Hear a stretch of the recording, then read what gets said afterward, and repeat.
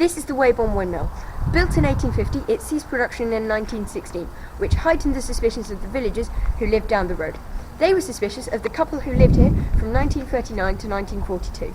Their names were Mr. and Mrs. Dodds. Mr. Dodds, like his father and grandfather, had lived in Weybourne all his life and spoke with a very strong Norfolk accent.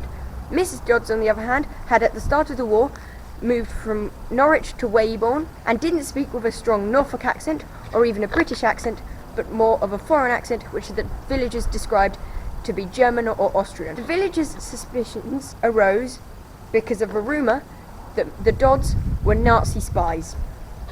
Their suspicions were reinforced by the fact that the mill could oversee the RAF base, which was acting as a military camp and an anti-aircraft training base as well.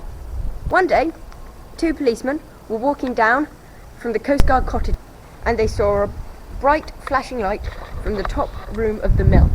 It was flashing out to sea, which would go directly to Nazi-occupied Norway or a boat offshore. They dismissed this sighting, but one of the police officers was so intrigued by what he saw, he decided to come back a few days later, and he saw the flashing light again, but this time it was in a different pattern. A week later, Mrs. Dodds was playing tennis at the Weybourne tennis courts when her bike that was propped up against the fences of the tennis courts had fallen over. Inside was a bag. A local man from the village walked past and picked the bag up.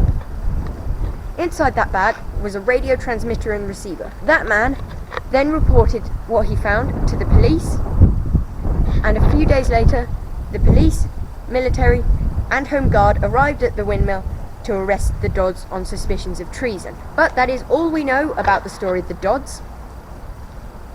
I couldn't find any more about them.